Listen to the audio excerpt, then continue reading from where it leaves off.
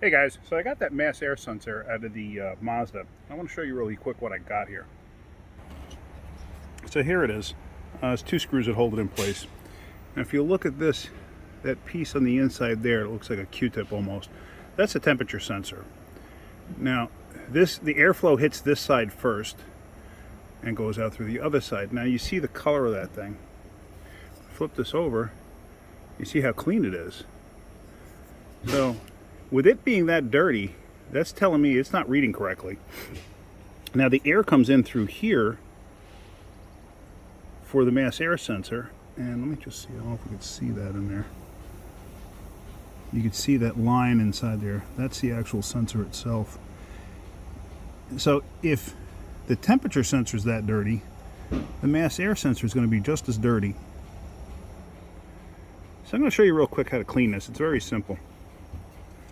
You need this stuff, or at least this is what I use. You can use mass air cleaner too. I prefer this stuff. I've always used this stuff. And you want to spray that. You do not, I repeat, you do not want to use anything to scrub it. You don't want to get in there with any kind of a brush. You just want to use this and clean it, put it over, and let it air dry. Do not blow it with a blowgun. So there, I'm actually going to spray it that way too, just to be on the safe side.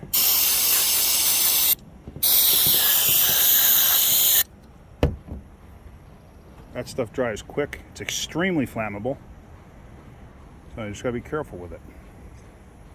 So there, you see how clean the temperature sensor is now. And like I said, we're just going to let it air dry before we reinstall this. By the time I install it, it's going to be dry anyway. You can actually see there's a little nick to that seal, but I'm really not concerned about that. That's not going to have an effect. It looks like it rolled on itself slightly. Yeah.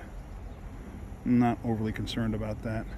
Might just put a touch of tranny gel all the way around that, just so it slides in nice and easy. But that's about it. I hope you get something out of that. I'm confident this is going to clear that code that it had for the mass air sensor out of range, or whatever the code was. I don't remember exactly. Look at the previous video. One day I'll figure out how to do that where the other people go, oh, and up here I have a link. I don't know how to do that yet. Eventually I'll figure that one out. So that's it for today. Hope you guys have a great day.